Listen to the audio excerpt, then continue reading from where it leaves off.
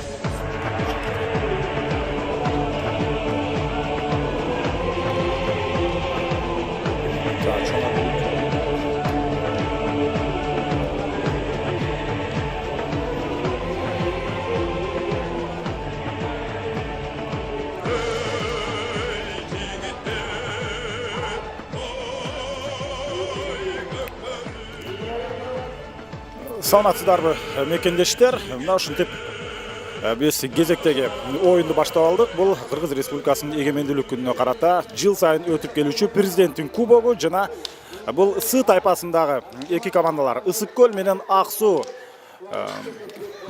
командалары бири-бирине каршы беттешип аткан учуру ак кийимчендер Ысык көл жана сары кийимчендер булар деле Ысык көл, бирок Ак Суу районунун оюнчулары беттеш башталды жана ошол замат чабуулга чыккан бул 3-номердеги мына Дүйшөн Сейитмуратов минген аты Грозный улакты жерден иеңип барып эми Тайгазанды көздөй ушул жерден зуулдап бара жаткан мезгили өтө жакшы ылдамдык менен баратат. Мына Грознийдин барганы эми бул жерден тоскоолдук кылып калды. Албетте оң жагынан келип мына тоскоолдук кылганга жетишип калды. Андыктан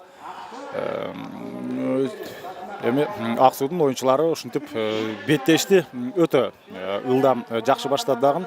Ушундай жогорку ылдамдыктагы оюнду Ысык көл оюнчуларына сунуштап жаткан мезгили. Негизинен биз мына ушул беттеш башталарда бул эки команданын мүмкүнчүлүгү канчалык деп сүйлөшкөндө, Ысык көлдүкү алардын аттары жакшыраак болуш керек деп биз мына ушул бир жагынан эксперт, бир жагынан машыктыруучу жана ошондой эле саяпкер ушуна улак тартыш боюнча жаштайынан ат жалында чоңойгон азыр ардагерлердин арасында улак тартып жүргөн биздин мына кадырлуу коногубуз азыр ушул Акулат майданында мен жана ошол Кубат ага экөөбүз сиздерде кызматта болобуз. Ошентип айттык эле, бирок азыр башталышы бул жерде Ак Суу командасы жакшы баштады. Жана жекеме-жеке бул жерде орун алып атат. Кайрадан мына Ак Суудун оюнчусу ушул жерден 10-номердеги бул Айбек Раис уулу түз эле Тайгазанды көздөй бара жатат, бирок ыңгайлуу учурду алып келе алган жок өзүнө. Анткени Ержан Талантбек уулу ийгиликтүү болду. Бул Сы тайпасында негизинен фаворит командалар болчу. Алар биринчи орунду алган Ош облусунун Достук командасы болду. Эми булар экинчи орун үчүн өздөрүнүн күрөшүн жүргүзүүдө. Биз ушул Достук менен бул эки команда кандай ойногонун айтсак, Ак Суу 21-1 утулган, 20 упай айырмачылык менен, ал эми андан кийин кечээ күнү Ысык көл 2-11 9 упай айырмачылык менен утулду.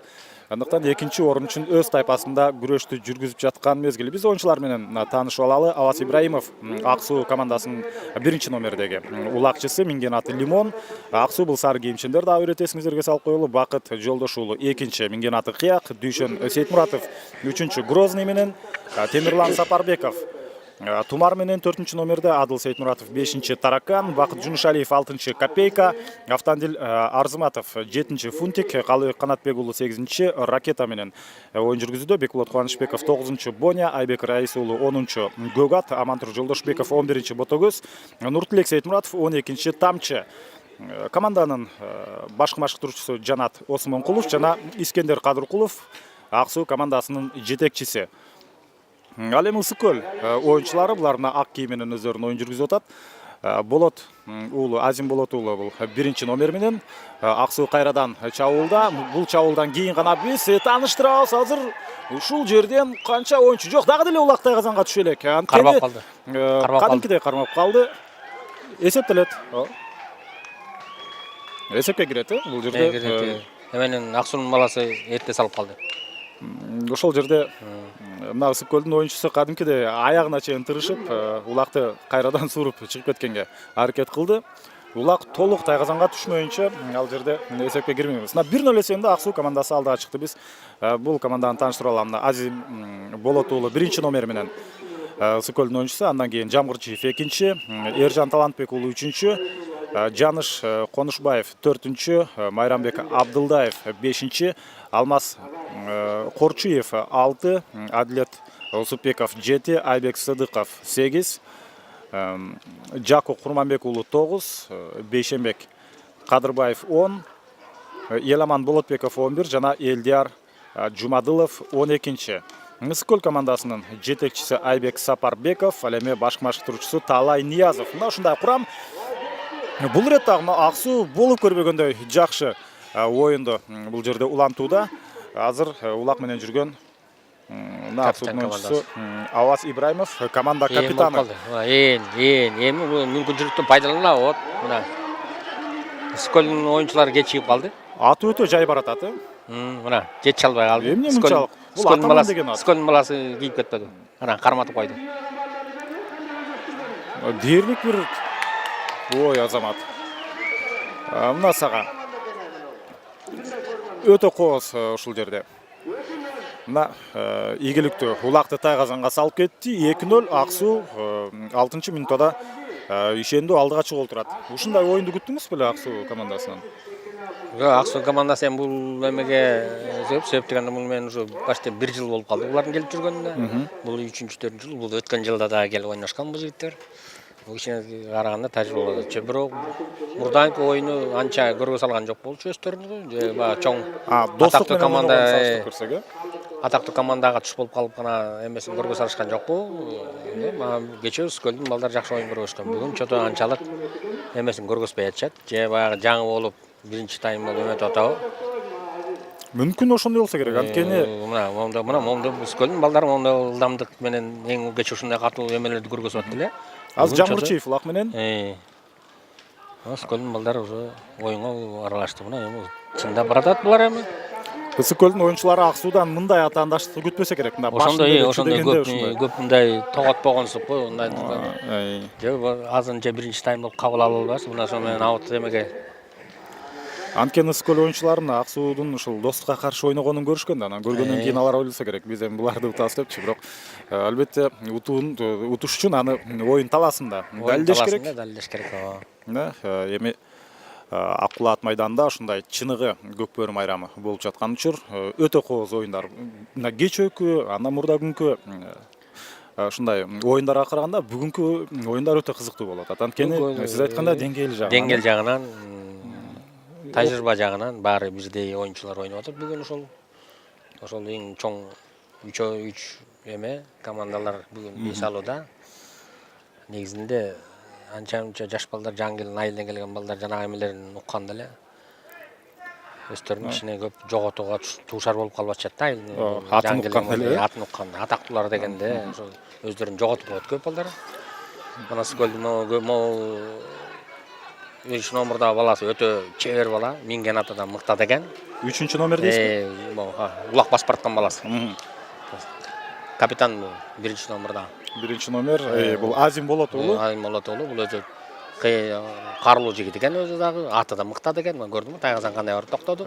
Азыр тиги Аксунун баласы тосуп калбаганда улак Тайгазанын ичинде түшүп калганга мүмкүндүк бар болчу. Кош такым менен Оппа, кошум экөөлөп салып кетишти.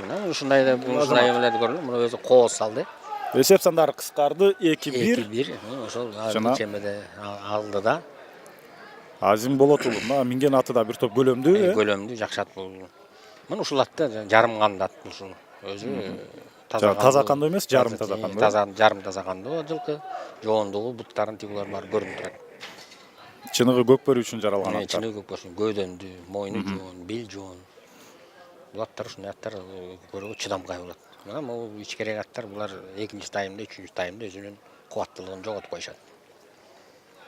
Мына эми чында Пысыкөл оюнчулары оюнга аралашты. Эки команданын тең мына кадимкидей оюндан ырахат алып атканы ушундан сезсек болот. Буга чейинки командалар деле ушул Араша менен Ысыгат ойноду. Абайлага жигиттер, абайлага. Эмерек катыра урдуруп койду. Оп, молодец сеники. Улак сеники кеттиң. Ой, таңгыр. Атка кеч көтөрүлүп калды. Могул ат өтө ылдам жылкы экен.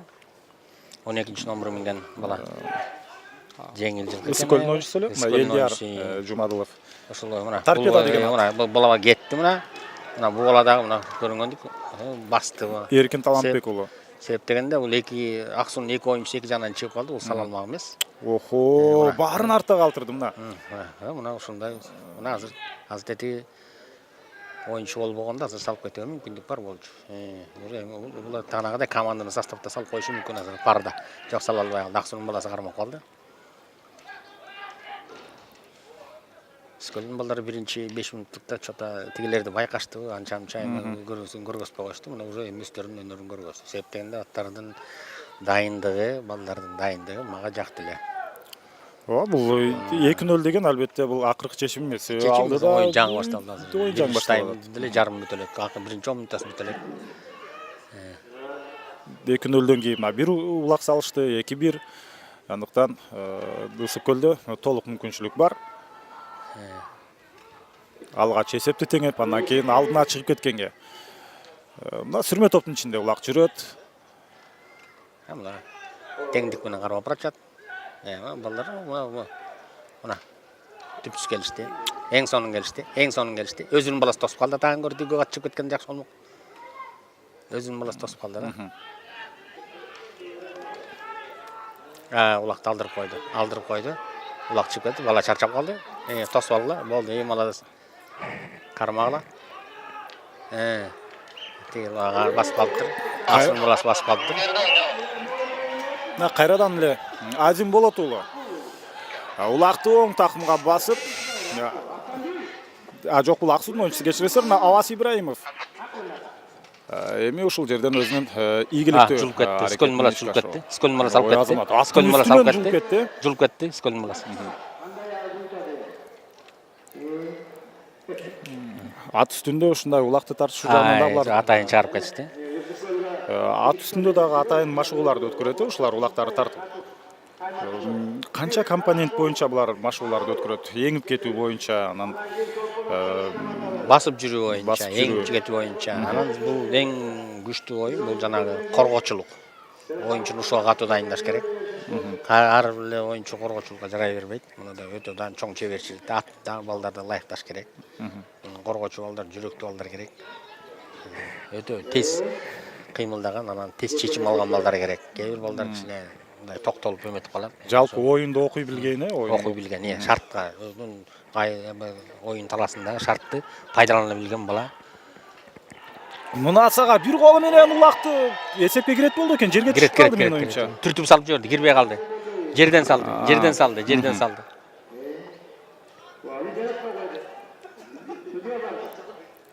Жерге түшкөндөн кийин кол менен түртүп салып жиберди. Бул эмеге кирбейт, эсепке кирбейт. Тажрыйба алып калдыңыз. Бул жерден Шекетов дедизби? Шекетов табылды.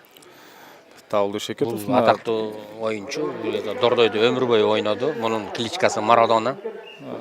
Анан таку деп коюшат, таку деп коюшат кличкасы. Анан бул өзү убагында Марадона деген ат менен атактуу каймалаты Марадона. Бул Марадона өтө атактуу жигит болгон. Бунун эсебинде өтө көп упай бар. Титулдар бар, Титулдар бар. Мунун эң күчтүү оюнчу. Азыр данный момент МВД командасынын машыктыруучусу. Ички иштер министринин Сокулук деген командасынын. Ошонун машыктыруучусу, анан ортогду Калыс, тажрыйбалуу Калыс. Мына Скөлдүн балдары момундай. Мен ушул балага ишенгем. Мына өзү да коркпойт, аты да мыкты. Күчтүн бары үчүн улакты кармабай чаап баратат. Такым күчтүү бул баланы. Өтө күчтүүлүк кылат. Мына азыр барып мына осы жанагыдай кылып системаны колдонсо салып кетет бул балдар. 4 номер тосуп калды, 8 тосуп калды. Аны караган жок. Бала күчтүүлүк кылат. Ат да күчтүүлүк көрдүм. Ооба. Генебестен кадимкидей. Генебестен мына салып кетип. Кош такым. Түшкөн улак түшкөн, улак кесеп болду. Улак түшкөн ичине алып калды. Улак түшкөн, көйдөнөн көйгө түшкөн, 70% түшкөн улак. Улак кесеп болот. Андан сырткары аркы Аксуунун оюнчусу буту жерге түшүп, аттан түшүп кайра арка чыгарып кетип атпайбы? Ошондо жерден астына тиги улак канчалык көйдөнү эмеге түшүп калган. Бул улак кесеп болот. Ошентип эсеп теңелди. 2-2. Жана Аксуу эми баштапкы абалынын позициясын бир аз жогото баштады. Жогото баштады улар, теңдик болуп калды азыр. Мына Көлдүн балдары өзүнүн эмесине келди. Мына илип кетти. Мына Азамат Көлдүн баласы. Ушундай деп ойлодум эле мен Көлдүн балдарын. Бул оюнчу мына Майрамбек Абдылдаев. Өзүнүн чеберчилигин мына ошону дагы бир жолу көргөзүп атат. Көрдүңбү бала? Блин, аз жерден калды. Салып кетчи, тажрыйбасы арасты кылат болушу мүмкүн. Салып кетчи да мүмкүн. Ай болбой калды, берип калат, жетип калды. Жакшы эле мына такымдан чыгарып өнөрүп келди эле. Келден. Бул балдар болгон экинчи жолу келип атат. Скөлдүн балдарында келечеги астында экен бул балдар. 9-майда келди эле же Ноорузда келишкен э? 9-майда келишкен. 9-майда. 9-майда келип утулуу ызасын тарткан, бирок ошондой болсо да алар чоң оюнчуларга түшүп болуп калган. 2 жолу тең Талас менен Достукка бет болуп калышкан. Ошо менен бул алмашам дегенде эметип калды. Алмашып аткан моментте илип кетти. Мына улак жерде өтө кызыктуу оюнду көрүүдөбүз. Көлдүн балдары бүтеңе деген. Бүтеңиш балдар экен. Тез кыймылдашат экен булар. Бул дагы өзүнчө бир дерби деп койсок болот. Анткени эки команда тең, Ысык Көлдүн командалары. Өтө принципиалдуу беттеш. Спорттун кайсыл түрү болбосун, мына ушундай бири-бирин жакшы билген командалар. Тең келген командалар болгондо, тең. Мына. Жана сүрмө топтун ичинен Аксуунун оюнчулары улакты. Аксуу Көлдүн баласы кармап турат. Жок, мына окуянын чордонунда азыр бул жерде Аксуунун 3 оюнчусу азыр окуяга аралашып атат, бирөөсү сыртка чыгып кетти. Жана аягында Көлдүн баласы алып коет. Жок, Аксуунун баласы алып калды. Ыңгайсыз болуп калды. Жакшы эле кармаган, бирок аттын башында бир аз жүрүп кеткенден кийин мына ушундай ыңгайсыз абалда калып калган. Бул атын секиртип атат. Бул кайсыл оюнчу болду экен? Анткени улакты өзүнүн такымына басып алган экен. Бир сыйра биринчи темпте бара жаткан оюнчулардын баарын артта калтырды, дагы 3-2 эсеп. Жана бул упайды Дүйшөн Сейитмуратов. Минген аты Грозный. Мына ушул оюнчу 1992 жылы төрөлгөн, 23 мартта төрөлгөн. Демек азыркы учурда 24 жаштагы Дүйшөн Сейитмуратов кайрадан алга өз командасын алып чыкты. 3-2 Аксуу командасы алдыда. Карама-каршы жагынан улакты эңемдеп туруп алган. Ушундай учурда дагы бир топ кооптуу. Жана баары чаап келатып, улакты эңип кетем дегенде. Коюп кетүү коркунучу. Артына келаткан адам коюп кетиши мүмкүн. Улакчы. Ошон үчүн жана улак арылып аткан жагынан уруп кеткен, ошондой көп эме болот. Аксуу оюнчулары мына ушундай бир туруп күчтүү ойноп, бир туруп коргонууга кетип калып, ушундай стабилдүү эмес оюнду жүргүзүп атат.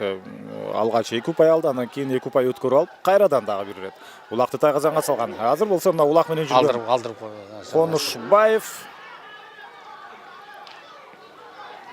Конушбаев эми мен оюмча өнөктөшүнө өткөрүп беришидөй, анткени жыйынга бүтөт. Өнөктөшүп берсе болбой калды. Эм чыкса болот. Жок, болбой калды, чыга албайт. Анын жолуна мына Бакыт Жолдошуулу тосуп чыкты. Өткөзбөдү. Жана Бакыт Жолдошуулу Бакыт Жолдошұлы улақты эми гана такымга басып, өтө динамикалуу, жогорку темптеги оюнду көрүүдөбүз. Башынан аягына чейин ушундай оюнду жүргүзө алат болду экен. Бир голу менен Бакыт Жолдошұлы минген аты Кыяк жана бул жерде эсеп 4-2-ге айланды. 26 жаштагы, жок 27 жашта. Бул Бакыт Жолдошұлунун туулган күнү 31 август. Ушундай Кыргызстандын эгемендүүлүк күнүндө өтөрүлгөн жана андыктан бүгүн биз 27 бүгүн 27 экенин эске ала турган болсок, демек саналуу күндөрдөн кийин Бакыт Жолдошұлы өзүнүн туулган күнүн белгилейт. Азыр болсо 4-2 эсебинде мына Оп, молодцы, давай. Басам көтөрүп бас. Эсеп сандарын кыскартууга мүмкүнчүлүк бар. Скөлдүк. Бейшенбек Кадырбеков минген аты доллар.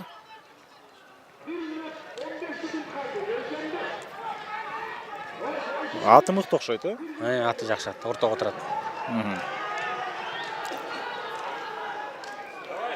Кандай азыр позиция? Корпо тияна чыкпайсың. Позицияны алдырып койду.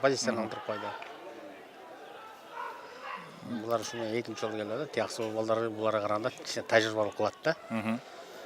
Булар бир жылдан ашы 3-4 жол былтыркы балдарга да катышкан, булар катышкан, буга постоянно катышып жүрүшөт. Бул Ысык көл командасы экинчи жолу келип атат берге. Булар жалпы областтан чогулуп келишкенби же бир айылдын балдары? Жок, бир райондун. Областтан чогулуп. Жетегиз району, Ысык көл району, анан бул нактасы Чолпон Таличи. Жана Салынды. Улак Тайгазан катышты. 3-улак. Эсеп 3-4.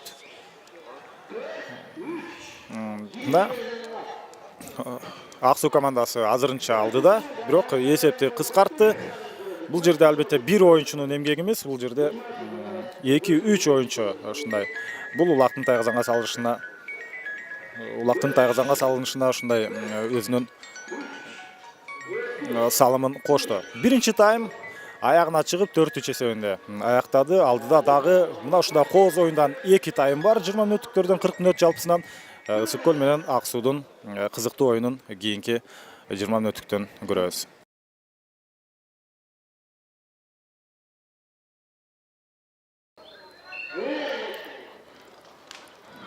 Нарматуу көкбөрү ишкоздору, ошентип Аксуу жана Ысык көл командаларынын ортосундагы экинчи 20 мүнөттүк башталды. Биринчи таймдын жыйынтыгы боюнча 4-3 эсебинде Аксуу командасы алды да, мына Аксуу сары кийимчендер жана Ысык көл командасы бул жерде аутка чыгып кетишти. ак кийимчендер. Аутка чыгып кетишти. Алардын тажрыйбасынын астыгы да ошону билинип калат. Бул жерде мына Эркин Талантбек уулу улакты жерден энген. Мына сиз айтканда ушундай бас деп атканда чындыгында такымга басып аткан учурда аянттан сыртка чыгып кетти. Эми жекеме-жеке чыгып орногат.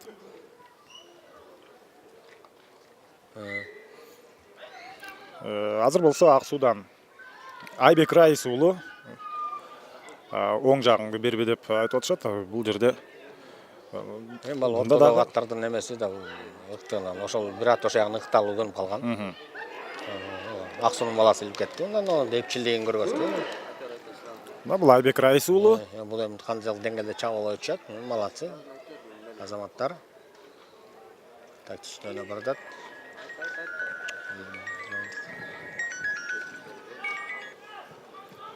Жана Улак мына ортолук бөлүктө эми кармалып калды. Аксуудун оюнчусу жекеме-жекеде Улакты өңөрүп алып кеткен менен андан ары ийгиликтүү аракеттерди ишке ашыра алган жок. 4-3, андыктан бул экинчи таймда мына биздин жаныбызда Кубат агай айткандай, чындыгында ушул чечүүчү учурду экинчи тайм тактап берет. Ушул экинчи 20 мүнөттүктө ким мыкты болсо ошол команда андан ары жеңишке өтө жакын барат. Айбек Раис уулу дагы деле Улак менен Улакты өңөрүп келди дагы, аты токтойт бекен. О, кандай кооз ыргытуу. Албетте тактык жетишпей калды. Тактык жетишпейт. Бул деген жетелектер ыргытты. Ошон үчүн жана Тайгазандын кыры 50 см кеңиндик кылат. Муну ыргытканда мүмкүн эмес. Муну деген өтүп барып ыргытуу керек. Жана сиз айткандай өтүп баратып артты көздөш керек. Ошондо Улактын көзүн жоготууга туура келет. Биздин тажрыйбалуу оюнчулар дайым өтүп баратып астыртат, артка ыргытат. Бул балдар жетелекти астыга ыргытып атышат ошол. артып өсө чабыр кытат. Негизинде мунун системасы, тактикасы ошондой. Азыр болсо Амантур Жолдошбеков. Дал Аксулук жигиттер чабуулда болуп атат. Биринчи таймда да өтө катуу башташкан. Экинчи 20 мүнөттүктө дагы булар өздөрүнүн оюнун чабуулдан баштады. Бирок андан кийин бир 5-6 мүнөт өткөндөн кийин Ысык көл оюнчулары кайрадан оюнга кайрылып келген болчу. Бул ирет кандай болду экен? Албетте азырынча эсеп ачылды элек, бирок ушундай упай алып келе турган мүмкүнчүлүктөр Ак Суу командасында болду. Азыр Ошо эки эмени колдоно албай калышты булар, упайлыктар. Убакытты колдоно алышкан жок. Эки жакшы шарт келди эле. бул бүгүнкү күнгө белгиленген 3-чү оюн. Буга чейин Төш булак менен Көкжал ойноду, Ысык Ата менен Арашан ойноду. Арашан ошентип өз тайпасынан 1-чи орун менен чыкты. Ак Суу менен Ысык көл болсо булар 2-чи орун үчүн күрөшүп атышат өз тайпасында. Алды. Жекеме жекеде. Ысык көлдүн баласы басып кетти. Бул өтө чебер оюнчу бала экен. Ата да жакшы, өзү да жакшы. Азим болот уулу. Карлуу жигит экен ул өзү. Команда капитаны. Капитан команда экен. Атадан өтө салмактат экен. Токтогонго дагы оозу да илпек. Жакшы эмеде келечекте бул баланын дагы аттын дагы келечеги бар экен да. Бул аттын атагы дагы буртап жерге чыкчу ат экен. Ысык көл командасынын лидер оюнчусу мына ушул Болот Азим Болот уулу. Бул азыркы учурда 22 жашта. Менген аты Атаман. Болбой калды. Жана улактын ордуна өзү ат чыгып жаздады. Ат чыгып калды. Ушул Тайгазандын ылдыйкы тарабы бир аз сыртка чыгып турат эмеспи? Диаметри кененирээк, көбүрөөк. Ошондуктан дагы алдыңкы демеси чыгып турат. Ошон үчүн Аттарга ылайыксыз болот да кичине. Муну атайын ушундай эреже иштеп чыгышкан да. Ошо Тайгазан ошо эмеси атка тик болбош үчүн аттын көйдөн урунат деп. Эгерде тик болсоң да ошол жерге кыр чыгып калмак да. Ат менен көйдө менен урулуп калат да. Көйүлүп калам эле чабырды. Азыр болсо мына Ак Суу чабуулда ишендүү түрдө бул жерде аткан Бакыт Жолдошов болбой калды. Тик бала жетип калды. Тим эле мына ыргытып Тайгазанга салып кетчүдөй дем менен бара жаткан, бирок Ысык көлдүн оюнчулары кадимкидей тоскоолдук кандай коосунда эки тараптан экөө келип. Ысык балдар алып койду улакты. Жөн эле улакты Тайгазанга салып салбастан өздөрүн да кармап калды. Өздөрүнүн чогуу кармап калды. Бала өзү карлуу бала экен. Анан салып басып кетти. Такымга басты. Сол жагынан оң жагына өткөрүп такымга басты. Негизинде улакчылардын көбү тең оң жагынан иштешет. Сол такым кичине бошураакты кылат. Көп жигиттер сол такымга эмет алып барат. Бирок алмак салмак басканга үйрөнүш керек. Еламан Болотбек уулу. Тетри чыгып алды оюнчусу. Азыр тиягына чыгыш керек болчу защитага. Туура эмес чыгып алды. Коргоо болбой калды. Мүмкүнчүлүктү кетирип жиберишти. Мына сага. Молодец, Азамат. Бир нече секундалык мүмкүнчүлүк болду. Ошону пайдаланып кетти. Бир эле секундагы деп менин оюмча. Ошол 2 секундга жетпеген убакытты пайдаланып кетти. Эсеп 4-4. Мына Ысык көлдүн оюнчусу ушул жерден ийгиликтүү өзүнүн аракетин ишке ашырды. Жана оюн эми мындан да кызыктуу болот, себеби эсеп тең-тең. 4-4.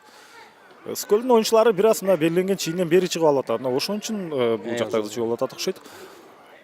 Албетте калыс мунун баарын карап турат. Чийинден өтүп бери чыгып качан эмет атышат. Арагыраак туруш керек болчу.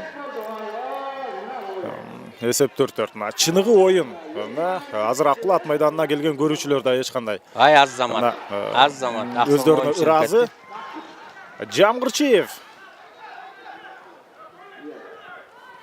Жок, бул жерде Бакыт Жолдошов. Мына ушул жерден бул өзүнүн Тайгазанына келип алды. Андыктан да хоккейдегидей бир сыйра өзүнүн дарбазасына айланып өтөт эмеспи? Ошентип эми карама каршы тарапты көздөй баратат. Бакыт Жолдошов мына 27 жаштагы оюнчу. Бул жактан бирок Ысык көлдүн мына улакчылары коргонууда жакшы ойноп берди дагы. Тайгазандан бир аз алыстатып кетти. Биринчи тапшырма аткарылды. Эми алгач мына Тайгазанга жакындатпаш керек. Андан кийин анан улакты тартып алганга. Ошо аракет кылат. Негизинде бул жанагы өзүнүн Тайгазанына барган ал жаңылыштык эмес. Бул деген өзүнүн тактичный эмеси болот. Себептен алыстан туруп мына момундай ээн чыгып калат. Ошол моментте салып кетсе болот. Мына момун салып кетет. Мына алыстан гүл менен келет, келип туруп салып кеткенде ушундай болот. Бакыт жолдош уулу. Реакциясы менен салып кетет, улакты көтөрүү мүмкүн болот. Есеп 5-4. Мына өтө так аткарылды да. Ушул Өтө кооз аткарылды. ушундай кененирээк сүрөттөп берсеңиз да, ушундай ыкманы көп колдонушат, мен билгенден. Себеп дегенде мындай болот. Өзүнүн тайгазанына барган себеби оюнчулар деген орто талаада калып калат. Ошондо жанагы каршылаштары биринчи защитниктер 3 оюнчуну бөлүп алып кетет. Анан бири-бирге чыгып, анан аттын күйүүсү менен анан жанагыдай защиттан жакшы кылып, анан жанагыдай тайгазанга жетип алат. Бирок ошондой болсо да Сколдун бир баласы бул өйдөтөн чыгып калды. Ошон үчүн тигин тосуп сагынга мүмкүндүк бербей кетти. Бирок ошондо болсо дагы Аксунун балдары айланып келип ошол эмени жоготпой, темпти жоготпой салып кеткенге жетишти. Бир кол менен гүл менен ал гүү менен ал реакция болот. Ал алыстан келаткан чыгат, түбүнөн иштеген болбойт. Себептен аттын күүсү менен ошо алыстан улакты гүйлөнүп келип ыргытууга болот. Жанагы гира ыргыткандай эле гүйлөнүп ыргытса болот ошону. Өтө чоң күчтүн деле кереги жок. Жок, аттын эле күүсү менен келаткан улакты кичине мындай гүйлөп коюш керек. Ошо менен улак главный гөөдөндө болуп калат. Гөөдөнү байкасаң азыр моюн жагы өтө чоң болуп калды улактыкы. Ошону гана абага көтөрүш керек да. Ошондо улак жерге түшүп калат. Ох, торомс болуп калдыбы? Атты басып кетти. Атты басып кетти. Өкө тең жыгылды. Экөөнүн өңдөрү бир тойло окшош экен, Азыр болсо мына Аксунун оюнчусу. Алар мына 5-4 эсебин алды. Ушундай эмеде алдамчылыкты көрдүм, мына мондай. Мына оюнчулар азыр бу жерден Аксунун оюнчуларын көрдүм. Аксунун биринчи номерду тиги Кашкатты алып кетип калды. Мына бир-бирден болуп калды баары тең. Бир-бирден болуп калды. Тороочулар да бир-бирден, оюнчулар да бир-бирден болуп калды. Мына жекеме-жеке деген майнеде болуп калат мына. Сколдун экинчи оюнчусу келип калды. Жардам берүүчү мүмкүн. Азыр мына Эламан менен мына бир-бир болуп атат, бул алыс кейин. Анын атаандашы. Ана эми топтошуп калды. Мындай жерде алдырып коет. Бир-бирден ой менен адам оюнчулар бирине бири алдыра бербейт. Чындыгында мына булар чер жазып ырахат алып ойноп атканчылар. Булар бирдей деңгээлдеги оюнчулар, булар жаш оюнчулар. Мына булар дагы оюнчулардын дагы эмеси маанайы көтөрүлүп, себеп дегенде булар өзүнө тең келген оюнчулар менен коркпой ойнойт. Жана атактуулар менен кээде келгенде баягы орусча айтканда мандраш деп коет. Мандраш кармап калат. Мына тиги бала жулуп алды. Бирок кармап калды тиги бала карматып койду. Азыр эми такымга баспай калган го дейм мен оюнчу. Жетишпей калды. Азыр преимущество менен Аксунун баласы азыр алып басып коюшу мүмкүн.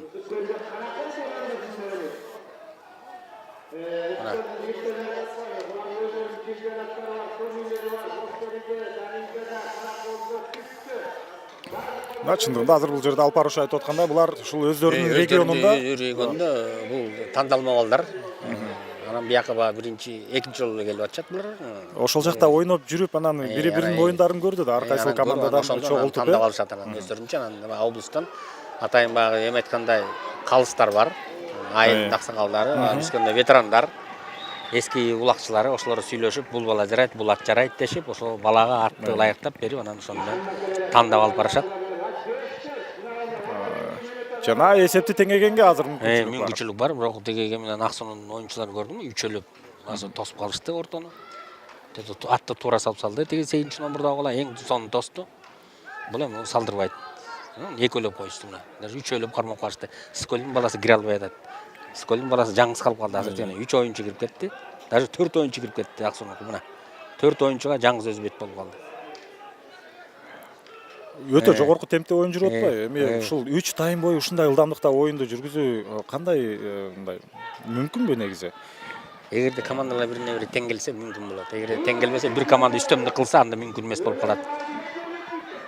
Дагы деле чабуулда Сколдун оюнчулары ушул Тайгазандын кырына барып алышып, эми улакты ат үстүндө тартып атпайбы? Имбей атат. Атын эртерээк имбейт тиги Сколдун оюнчусу. Жардам бериш керек болчу, тиги карап турат. Тиги бала жаңсыз үчөөлөп тартып кетти. Төртүнчүсү да кошулуп атат. Сколдун 3 оюнчусу азыр артта калып калды, Анан жарабай атышат. Эми мына чачырат, эми чачырат. Тиги бала карылуу бала экен аябай. Аксунун баласы басып алды. Оң такымга басты. Аксунун баласы басып алды. Ал бербей калды. Мына азамат ушул Аксын оюнчусу кетти. Мына тетик бала туура эмесирээк тосуп атат алда карачан бала. Өтө коркунучтуу ушундай. Туурасынан тоскон. Кагылса, ат чыгылса бала майып болуп калат. Ошону ушул эрежеге киргизди элек. Ошондой болсо дагы балдар кээде бул эмени унутуп коюп атышат. Мына Түптүз капталдан келип урдурууга туруп туурасынан чыгып калат. Анан ошондо беркат күйүл ат барып уруп алат да, анан өкөтүң жыгылып, кээде бала майып болуп калат, кээде ат майып болуп калышы мүмкүн. Өтө коркунучтуу. Муну эрежеден деле эметкенбиз, айтылганбыз, абутка чыгып кетти. Бекболот Кубанычбеков улакты алды, ал улакты жөндөп такымга басканча жетишкен балдар атын ылдамды чийинен чыгып кетти. Кайсыл учурда жетишет булар ушундай аттын оозун бургангачы? Тажрыйбалуу балдар улакты кармап атканда сразу моментте бир кол менен атты башкарып кетет. Булар сразу тиги дубалды көздөй бурат атты. Аттан дубалга ошол системада токтоп калат. Тиги бала түз коюп жибербөдү. Негизинде улакты алганда эле булар дубалды көздөй кайрыйт. Демек ат өзү дубалга барбай эмеге ошо эсеп жүргүзүп алат экен да. Ошол учурда сөзсүз түрдө камчыны оозго тиштейт, ал. Эми тиштебесе да болот, тиштесе да болот, ама негизинде дайыма ошол тиштеп жүрүш керек камчыны. Улак тартышып аткан учурда камчыны тиштелип туруш керек. Себеп дегенде бул камчынын мурун биз бүлдүргөн колу илдирчибиз. Бул кээде улак менен кошо такымга басылып калат экен. Анан ошо менен тиги оюнчу каршылык көрсөткөндө туура эмес болуп калат, илинип калат. Жыгылып калышат балдар. Мына демек негизинде тиштеп жүрүш өтө ыңгайлуу да улакчыларга. Мына бул Айбек Раис уулу ортодо өтө жакшы ойноп атат, мына оюн башталгандан бери. Балдар кечээ кичине чоң командаларга түшүп болуп, кичине өздөрүнө ачыла албай, жакшы ойной албай атышты эле. Бүгүн мына бирме-бир баягы тең келген оюнчулар бириккен үчүн кандай сонун оюн көргөзүп атат. Мисалы жана чоң оюнчулар, эки чоң команда беттешкен үчүн болот ба мына. 6-улакты салып кетти. Аксуу командасы экинчи таймда үстөмдүгүн жүргүзүп атат кадимкидей. Кадимкидей жүргүзүп атышат булар. Скөлдү мынау Кашкатын кечээ өтө ылдамдыкта көрдү элек, бүгүн чото чуркабай атат ушул аты. Кашка кайсыл кара атпы? Могу 5 кашка эмес? Жок. Жаңгылдат. Ортодо. Могу ушул бала кечээ өтө катуу эмени көргөзүп атты эле, бүгүн чото жакшы көргөзбөй атат. Азыр улакты жерден энген бул Еламан Жумадылов. Экөө бирдей баратасың. Ай кармап калды. Баланы чыгатасың. Кандай кооз. Бирок кооптуу, абайлаш керек албетте. Тиги бала кое бербейди. Скөлдүн баласы кое бербейди, аман калды.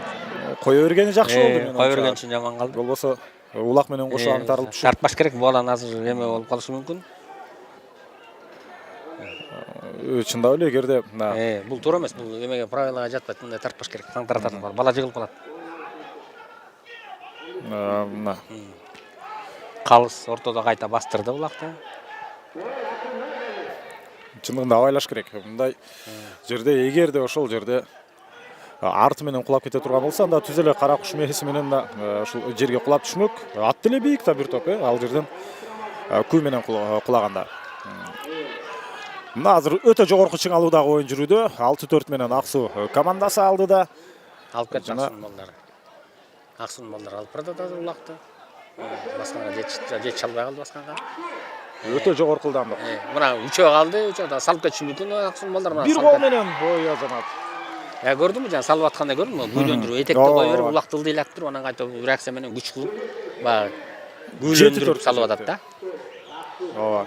Аты түбүнөн бир колдоп сала албайт. Бул алысырактан аттын күйүүсү менен задына ошо гүйлөндүрүлгөн салып кетет улакты. Бакыт Жолдош уулу. Ушул оюнчу өтө активдүү, пайдалуу ойунду жүргүзүп атат. Кадимкидей анын аракеттери ушундай ийгилик алып келүүдө, жыйынтык алып келүүдө. Демек, мына ушул азыр эреже боюнча камчыны жанагындай колго байлап алганга уруксат берилбейт экен да. Уруксат болбой калган кийимдер ошол себептен жанагыдай болуп калган. Көп эме болуп, ошондон жанагыдай ана скөлдүн ысыгат. Бул Авас Ибраимов. Минген аты Лимон. Чындыгында өңү дагы мына ушул лимон түстүү. Мына көрүң, туура эмес кайрады могу бала. Буга Кашкат бүгүн чуркай албай калды. Кай кетип калды, чуркабай койду мына. Бүгүн таза чуркабай атат. Мына улакты өңөрдү, эми ыргытканга бирок эмнеси болсо да тоскоолдук кылып калды. Позициясын жоготконуна карабастан кайрадан. Дагы эң каршы Аксуунун балдары эң калды. Өтө мына оппа. 8-улак сон. 8-4. Эки эсе артыкчылык. Сиз айтканда мына экинчи таймда билинип аткан эми кыйын болот го дейм Ысык көлдүн оюнчуларына. Өтө кыйын болуп калды. Эме чоңураак болуп калды. Айырма чоң. Айырма чоң. Мен айтып атпаймынбы, негизинде оюнчулар экинчи таймда көрүнөт. Экинчи тайм өтө решающий оюн болуп Чечүүчү оюн. Чечүүчү оюн болуп эсептелет. Үчүнчү ал көп деле эмеси жок болуп калат. Калыстын ышкырыгы жаңырды. Анткени Эрте чыгып алышпады. эрте чыгып атышат. Булар эмне болсо дагы жанагы чоң турнирлерде аз ойногондо ошон үчүн мындай. Булар көптөн Эрежени көп маани бербей, эмне болмок эле депчи. Айылдагыдай көнүп калганда булар жел уракка мына. Менин оюмча ал деле одоно кат эмес, бирок эреже деген эреже баары бир сакташ керек. Келечекте алар келет деп жерге оюнчу бул көп ойнойт. Эртең элер ал турнирлерде ойноп калат дегенде. Ооба. Чем булар келечекте могу балдар менен мисалы Аксуунун балдары келечекте күзүндөгү закрытияларда булар толук келип ойной алат. Булар окуулар Норуста келип. Булар эми бул анча-мынча кемчиликтердин үйлөрүнө барганда өздөрүнчө ойноп, өздөрүнчө сүйлөшүп, буларга колдоочулар пайда болушу мүмкүн.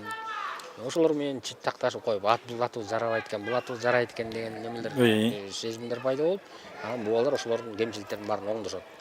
Мына ушундай жаш оюнчуларды карап турупчу, кадимкидей Кыргызстанда көкбөрүнүн келечеги кенен экен. Арбын да, оюнчулар арбын. Нуртилек Сейитмуратов, минген аты тамчы. Бул бала азыр жөн эле салып кетет бул бала. Ана бул ат токтоп калды, эрте күйлөнүп алган. Эрте күйлөнүп алган. Чындыгында ат токтоп калды. Ат токтоп калды. Эрте күйлөнүп алган, өзү ат токтоп калып өзү чыгып калды. Мындай минтип ыргыйын деген мааниде болуп калган. Бул ат эмне көнгөн эмеспи? Көнгөн эмес, тайгазаңга барбагы болду. Булат өзү кашаң чургайт экен, мыдың чургайт экен. Булат узата албайт. Булат ти бала келип калды. Ана болду. Ти бала туура эмес тосуп калды немеси. Өнөгү туура эмес жардам берди. Ошон үчүн кармалып калды. Жана Ысык көл чабуулда ушул жерден мына салып кет. Эсепти мына кыскартты. Эсеп 8-5. Жок, дагы деле мүмкүнчүлүк бар, бирок мүмкүнчүлүк дагы бир тайм бар да. Демек, көз ачып жумганча ошентип экинчи таймдагы мына соңуна чыгып калды. Себеби ушунчалык оюн бат жүрүп аткандыктан, ылдамдык бар, ошондуктан убакыт бат өтүп бар. Эсеп 8-5, 3 упай артыкчылык Аксуу командасында. Биз сиздер менен 3-чү таймда жолугабыз.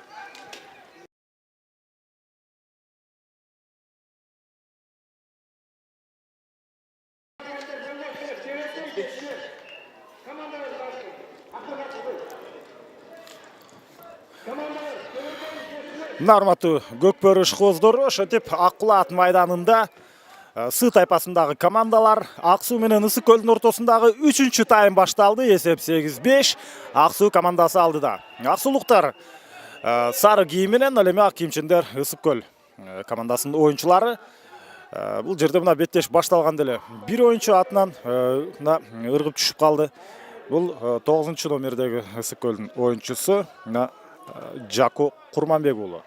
Минген аты Бумер, мына ушул Бумерден түшүп калды. Бул бир, андан сырткары ага чейин дагы бир Аксуунун оюнчусу ушундай өзүнүн тең салмактуулугун жоготуп барып оңолуп кеткен. Жыйынтыгында калыс эми кандай чечим чыгарат болду экен? Мындайда жугуп калганда улакты жерге таштанбай. Ошондой просто оюн жүрүшү улана берет. Демек эч кандай бул жерде ушундай өзгөчө чечим орун албайт, Өзгөчө чечим орун албайт. Мындайда эмнеси болсо дагы мына такташып ала турган учур келди. Aksu komandasında 4. номер, 4. номерде 12 жана 4 номерде. Экинчи жана 7 номер деп айтып атат. Аксуу командасында демек бул Бакыт Жолдош уулу жана Автандил Арзыматов. Мына ушул эки оюнчуга бул жерде мына эскертүү берилип атат. Демек кийимдер тууралуу кеп козгойлуу да. Кандай кийимдерди кийиш керек? Эмне маанилүү? Бул өтө маанилүүсү кийимдердин ичинен азыр мурун неме өзүчө аракет кылып, улакчылар өздөрү аракет кылып өтүктүн ичинен калың кийистен салып ушундой кийишчи. Кийинки күндөрү ушундай колени защит, коленка деген неме чыкты. Ошол атайын специально защитник болот экен, ошол хоккеисттердики сыяктуу. Ошону обязательно кийиш керек. Болбосо буттун эмеси өтө коркунучтуу. Мына могу жигиттерди байкап турсаң, азыр шымдын ичинен ошол ичинен немени кийип жүрүшөт, форманын ичинен. Атайын ушундай пахталуу шымдарды кийип алышабы? Ушундай калың шым кийишет. Бул пахталуу эмес, бул защитник болот. Бул ичинен жынсы кийишет, просто форманын ичинен бул тизени сактачу нерсе да бул. Тизе бутка өтө баягы Ал эми мына жеңил травма алып калбаш үчүн өтпөйт да. Себептен аттын күйүүсүн түшүнөсүң. Ат өтө оор болот. Бул кагып кеткенде кээде бут сынган күндөр болот. Бут кайрылып калат, чыгып кетет. Ал эми Ысыкөлдүн футболка кийип жүрбөйбү оюнчулары? Эми ал үстүңкү эме болбойт. Бул азыр күндүн ызыгына карата беркилерди кие алышпайт. Негизинен ошого карата аслында булар да жанагыдай өтө аттын күчүнө салмак салышкан жок булар. Булар баягы правиланы эрежени түз кармап эме ойноо. Себептен булар бирине бири тең келген жаш оюнчулар. Ал эми баш кийимдерчи мына тумак кийген канчалык маанилүү? Бул өтө чоң маанилүү. Ыңгайсыз эмеспи ушулар? Ыңгайсыз болсо дагы бул кийиш керек. Бул адегенде танкисттердин каскасын кийип чыгарган биринчи. Ооба, мурда ошентип кийип жүрчү. Ал өтө эле калың болот экен. Ичин баары тери болуп, аба киргизбейт экен. Анан ушул кыргызчылык кылып, монтип мындай тебетай ойлонуштуруп алып чыкты. Бул өтө ыңгайлуу. Бул эч кандай мындай ызыкчылык адамды мындай жүдөтпөйт. Бул өтө ыңгайлуу нерсе. Анан токона сыртынан гана баягы жука гана 2 кабат материал деген кулак жапкыч кылып тийип койгон. Ошол кулактар айылып кетет. Эң кийип атканда жанагы өтүк немесинен, үзөңгүн немесинен кулакка тийип кетиши мүмкүн. Ошондо кулак айрылып кетет, жарылып кетет. Ошого тигил сактайт да. Ошого атайын федерация ойлонуп, бир топ эме менен мунун баарын чыгарды. Эң жакшы нерсе. Мына кайрадан эле ортолук бөлүктө мына 8-5 эсеби дагы деле сакталып турат. Сары кийимчен Ысыкөл Ак суу оюнчулары алдыда. Азыр болсо кандай коозунда Дүйшөн Сейитмуратов. Оппа. Бири-бири менен кагылышып кетти. Экөө бири менен бир кагышып алышты. Экөө кагышып алды. Ысыкөлдүн аттарынын немеси кетип калды. Алы кетип калды. Алы кетип калды булар. Абага карата аттар кечээкүдө темпти бүгүн көргөзө албай атышат. Деңиз климатына көнгөн аттар бул жака. Булар жакын деле келишти да Бишкекке. Кечээ эртең менен саат 5-те келишти кечээ эртең менен. Ошон үчүн го дейм. Машина менен тартып келди. Бул аттар көнгөн жок. Негизинде абага көнүш керек. Андыктан ал Ак суунун оюнчулары болсо, алардын аттары кадимде сергек жүрөт. Сергек болуп, булар көнгөн да климатына. Бул аттар сергектик кылып атат көрдүң. Дүйшөн Сейитмуратов улак менен. Жанагы эле жигит басып баратат. Демек ат Ысыкөлдүн аттары ушундай чарчап чалыгып баштаган болсо анда мына чуркаганында көрөсүң. Мына 8 номурдун аты кечээ ушунчалык катуу ылдамдыкта чуркап аткан. Мен бүгүн таза көргөзө албай атат. Ордунан жала албай атат. Булат мына токтоп калды булат. Мына Дүйшөн Сейитмуратов дагы деле улакты өз карамагында алып жүрөт. Жана эсепти 9-5ке жеткирди. 4 упай артыкчылык. Азамат.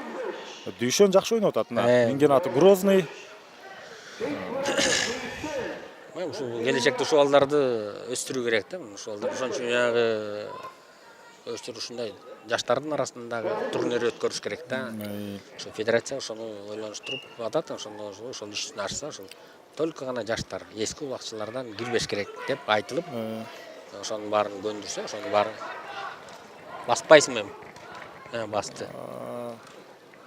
Мына оң такымга басты бул жерде. Жако Курманбек уулу. Ысыкөлдүн оюнчусу. Негизинен мына федерациянын жетекчилиги менен сүйлөшкөндө деле алар айтып атат, ушундай ар бир региондо ушундай турнирлер уюштурулат депчи. Жогорку мындай ак булак майданындагыдай деңгээлде уюшулбайт да аяктачы. Аяктын тайгазаны менен бияктын эмеси бар. Бир райондун балдары бири тааныйт. Булар эметип калышы мүмкүн. Өтө. Азыр улак Нуртилек Сейитмуратовдо болчу. Ал жығылды, ал жығылганда ага чалынып Ысык көлдүн да оюнчусу жығылды. Аты менен кошо булар ушу биринчи таймдан бери өтө жогорку ылдамдыкта ойноп атпайбы? Чындап эле аттарга күч келди. Аттарга күч келип атат, өтө аттарга күч келип атат. Нуртилек Сейтмуратов 1997-жылы төрөлгөн оюнчу мына азыр ордунан араң туруп ушул жерде. Катуураак тийип калды, тайгазанга тийип калды да бул. Атка минген атат, демек андан ары оюнду демек улап кете алат экен. Булар чындап эсепти деле унутуп калды окшойт. Булар жана чер жазып эле ойноп аткандай кадимкидейчи. Эми балдар бирине бири тең келип жакшы балдар булар келечекте өздөрү менен бири менен аралаша турган. Негизинде бул орусча айтканда спортсмендер эч убакта бири менен бири оңой менен урушпайт. Бул чатактын баарын тең көрүүчүлөрдөн чыгып келет. Булар эми билет да, ушулардын канча эмгек турат. Булар келечекте мисалы бүгүн бул көлдүн балдары биздин чүй борунда ойнобаса, чүйдүн балдары үстөмдүк кылып коюшу да туура эмес болот. Себептен эртеңки күнү эле скулга барып алардын ушундай шартта болуп калат. Анан ага үстөмдүк кылганга болбойт. Эртеңки күнү жолугушушат, жакшы ниеттешет, кээ бир балдар достошушат дегенде. Андан да жакынды маанилерге алып барышат. Назим болот улуулакты. Бала карбасы. Аты да мыкты ошол бала. Кашкат кечөө мыкты ойноп, мыкты чуркап атты эле. Бүгүн оордук кылып атат. Кадимгидей абага жетимдүү ызыктоо. Сен айткандай, биздин климат, тияктын климатына кичине анча өзгөрүү болду көрүнөт. Андан сырткары булар Катар менен экинчи күнү ойноп атпайбы? Ошо Катар менен 2 күн ойноп калдык. Кечөө Аксунун балдары кичине эс алды эле. Булар кичине жеңилдик кылып алды. Тигилер Катар менен ойноп калганга кичине кубаттары кетип калды да. Андан сырткары эми Акбула ат майданынын аурасы да башкача да. Бул жакта башка. Бу жерде өлөгүрөөк болуп калат. Айылдагы келген тиги эмең менен бу жерде кичине анча өзүңдү эметип коесуң. Элдин сүрүү. Аксуу деле башында келгенде ушундай эмес беле, мындай жеңилип эле жүрчү. Жеңилип жүрчү. Аябай эле жеңилдик, жеңил узасын көп тартышты булар жигиттер дагы. Анан мына өздөрүнө тең келген балдар келип калганда, оппа. Керемет. Кош такым менен салышты булар. Биринчи номер менен Азим Болот уулу жана менин оюмча бул жерде Жаныш Конушбаев экөө салды. 8 номердагы. 8, эгерде 8 болсо анда бул Айбек Сыдыков.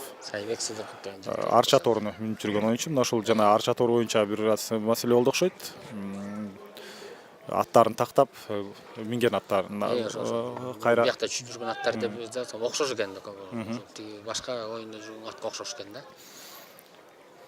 Жана ошентип эсеп бул жерде 6-9 мына 3 упай артыкчылык дагы деле Аксуу командасында бар. Эми булар ушундай келип жеңил узасын тартып жүрүп, азыр Аксуудун аттары да жакшы болуп калыптыр. Мындай уламдан улам ар бир кийинки турнирге булар жакшыраак болуп атат да булардын балдарда. Ошол жигиттерге рахмат айтыш керек. Ошо өздөрүн жоготпой, тарап кетпей. Залда болуп койду, барбайбыз, утулуп калат экенбиз, барганда эмне дегенди маани кылбай, барыш керек. Намысталыш керек деп, маани менен жүргөнгө мына Скөлдүн баласы дагы келип кетти. 12-чи номер болот. Элдияр Жумадылов. Торпеда минген аты. Эпчил бала экен, эми бул мына Аксуунун балдары эпчилдигин көргөзүп атат. Эмеге сүрүп барачат. Чектен чыгарып кетишти. Атайын аянтан чыгарып кетишти, чийинден сыртка. Чийинден сыртына чыгарып кетишти. Эми айлампанын ичине алып келе жатат. Тегерек чийинден бул жерде жекеме-жекеден биз кайрадан эле Азим Болот уулун көрөт болушубуз керек Ысык көл командасынан. Анткени анын минген аты мына Атаман жакшы оюнду жүргүзгөн буга чейин жекеме-жекеде. Ал эми Аксуу командасынан Айбек Раис уулу чыкты. Табыштама боюнча ал көк атты мүнүп жүрүш керек эле. Бирок анын минген аты албетте көк ат эмес. Арасында өздөрүнүн эмеси оюн которууга туура келет.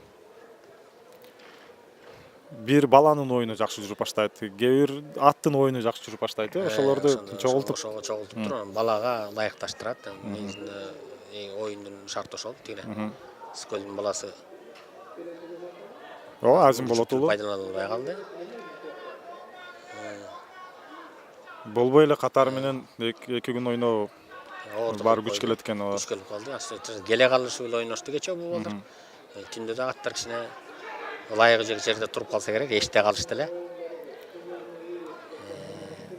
ошол сууттан кичине кетип калса, шайлар кичине кетип калган экен. Бул аттар Кашкат атабан өзү карылуу жылкы экен аябай. Ылайыктуу жылкы экен, улакчылыкка өзү омоктуу жылкы экен аябай.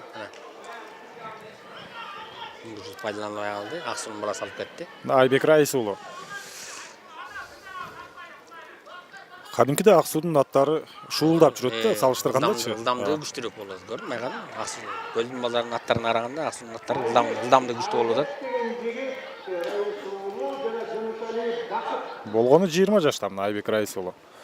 Беттеш башталгандан бери активдүүлүгүн таптакыр койгон жок. Аты да чарчабады, өзү да чарчаган жок. Мындай ылдамдык менен болот. Бул нарушение болуп калды. Азыр эми бул эме болот. 2 минуттага жазага кетип калат. Өзү аттан кулап түштү окшойт, менин оюмча. Ат аксап калды. Өзү кирип барып ошол жерден калыс, менин оюмча жаза берди. Жаза берди, себептен аныкы эме болуп калды.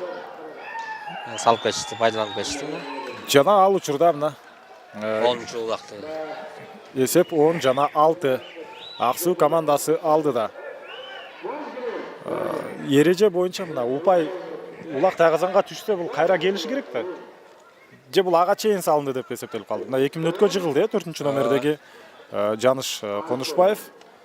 Бирок ошол замат улакты тайгазанга салып салган үчүн, демек анын жанагы айыбы кайра жоголуп кетти. Эреже боюнча ушундай да? Жок, мына 4-4төн. Азыр 4-4төн ойноп баштады. Келер утулуп калды да. Жок, чыккан жок сыртка. Мына биз караган тараптан көрүнгөн жок. Мына биз ашып кетсе 4-5 метр эле алыс аралыкта турабыз. Элдияр Жумадылов улакты өтө мыкты еңген болчу, бирок аны тайгазанга салганга бирок молодец. Жаңгысың, эми салып кет, тырытып кет. Мына көрдүңбү? Гүйлөдө албай калды була. Эсиң салып кет. Салып кет. Эми жок, мүмкүндүктү алдырып коюшту. Же чеберчилик жетишпей калды, же каруу жетишпей калды. Экөө тең жетишпей калды. Септени гүйлөнө албай калды. Улакты гүйлөндүрмөйчө бир колдоп салыш өтө кыйын. Улакты мындай салмактап гүйлөндүрүп алыш керек. Анан ошондо түшөт. Негизинде улак 2-2 таймда, ошо 2-3 таймда көдөн жагы салмактуу болуп калат. Салмагы бир тарапка ооп кетет. Ошон үчүн этегин көтөрүп чыгыш кыйын болуп калат. Мына Аксунун баласы шумалды пайдаланып алып кетишти мына. Улак такымда кайрадан мына лимонду минип жүргөн Азим Болот уулу. Жакшы ойноп баратат. Мына тактикалык жүрүшү дагы жок, кайсыл жагынан барат эми. Барын ары кетирди дагы. Мына эң калган азыр. Ат барбай калды. Аты кичине көнүмөй тур. Ат Казанга барбай калды.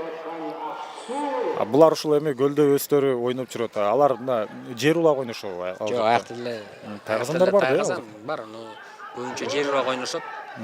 Анан жанагыдай ар кайсы жактан келген балдар бир район, мисалы могу Жети Үзүн районунан жүрөт, Аксу районунан жүрөт. Анан көп составы Искөлдүн Бостеринин балдары экен. Көбүрөгү бул балдар менен тиги балдардын кичине мындай түшүнүктөрү жакшы болбой атат. Буларды көп ойнотуш керек. Чогуу көбүрөөк ойнош керек. Бул Аксунун балдары болсо бир райондан эчем бөлүп бир өндүрдүн балдары булар. 3-4 айлы балдар булар. Булар дайым бири-бириге ойношуп, бирин-бири сырын билип, ошолордон чогулуп келген балдар. Мына эми Чолпон атада көчмөндөр оюнуна карата деп ипподром жаңы ат майданы курулду. Деме ал региондо деле мына ошол дайым ошол жерде ойношот да. Ойношот. Булар эми болду. Булар эми жанагыдай Искөлдүн өзүнүн турнирин көбүрөөк өткөзүп, эми Тайгазандар сонун болду, ипподром сонун болду. Чындап келгенде бул биздин Аккул ат майданынан дагы тияктын ат майданы өтө мындай көрүүчүгө дагы оюнго чыгыктуу болду. Эми буйруса 3-4 күн ичинде барабыз. Анан аякта канчалык деңгээлде ат оюнга ылайыктуу экенин көрөбүз. Улак аянттан сыртка чыгып кетти азыр. Эми жеке-жеке бул жерде орун алат. Тайгазандар аякта деле ушундай да, ушундай стандартта курулду, ушундай айырмакта курулду. Ушундай бийиктиги 1,20 см. Туурасы дагы бүттү. Бул деген баягы өзүнүн эрежесине карата стандарт болот, стандартына жараша ошого курулду.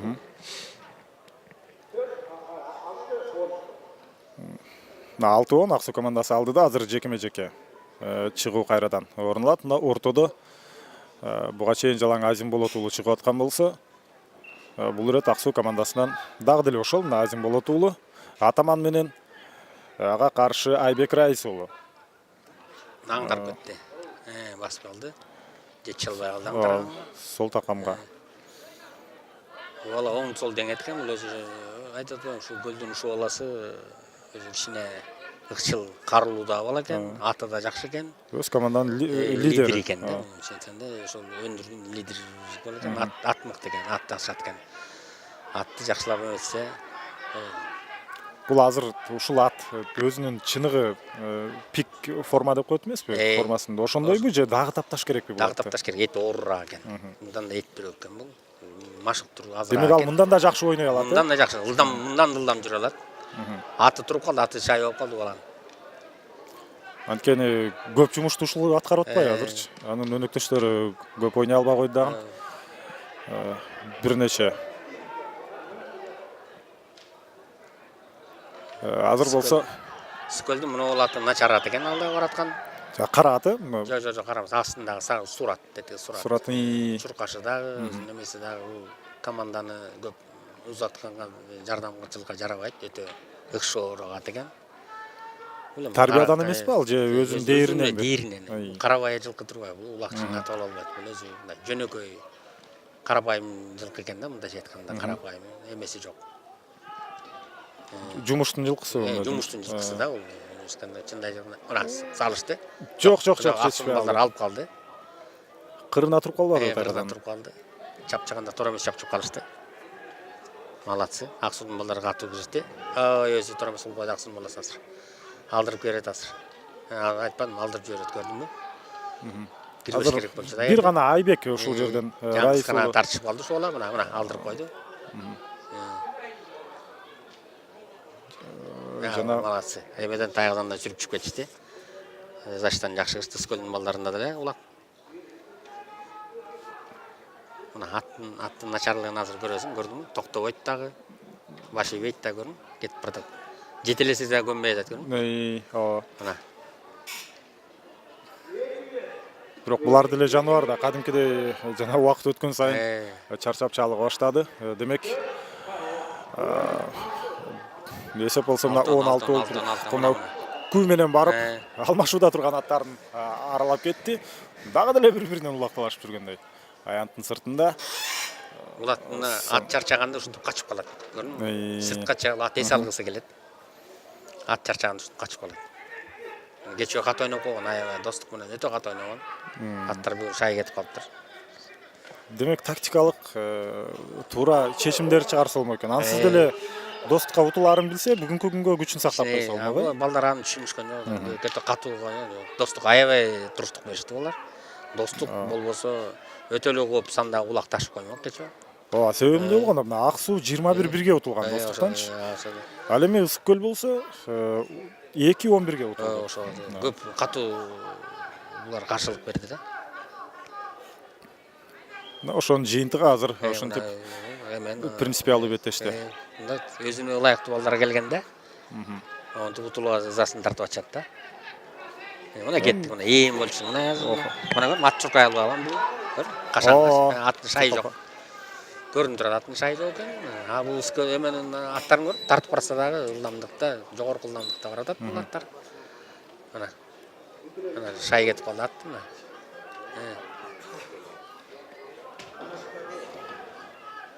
Убакыттын эртерээк бүтүшүнө эле каалап калган экен бул аттар. Бирок улакчылар өздөрү ушунчалык кызуусуна кирди. Алар үчүн дагы канчалык көп болсо жакшы. Бирок эми ал ага убакыт карабайт. Убакыт ченемдүү. Биз 35 секунд бул убакыттын жыйынтыгы болду. Ак Суу жигиттерине ийгилик, малатсы, азамат. Бул 3-чү таймдын эле аягы эмес, бул жалпы эле. Бул беттештин аягы. Мына салып кетишти. Жана аягында мына ушундай позитивдүү нотада эми Ысык көл оюнчулары оюнду соңуна чыгара берсе болот. 3 упай болгон, 3 упай артыкчылык бар. Ак Суу командасында жана убакыт мына соңуна чыкты деп айта берсек болот. Эми улакты тайгазан көрбөйбүз бул эки команданын ортосундагы беттеште. Эсиңиздерге салып коелу, Ысык көл менен Ак Суу командалары беттешти. Жана Ак Суу аттарынын мыктылыгы менен, бирок алар оюнду баштаганда эле катуу башташкан. Ошол темпти аягына чейин кармады дагы. Эми өз тайпасында экинчи орунга ээ болду. Биз куттуктайбыз, эки команданы тең куттуктайбыз. Өтө жакшы оюнду бизге сунуштап берди. Жана бүгүнкү күнгө каралган дагы бир оюн бар. Ал Илбирс менен Ички иштер министрлигинин Сокулук командасынын ортосунда болот. Ошол оюндан жолугабыз.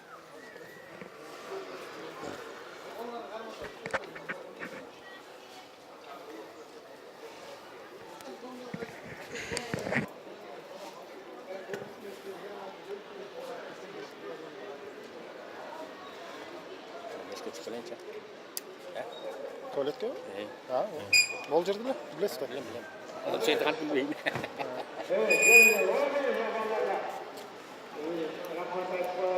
Yaxshi o'ynashdi. Ikki tomondan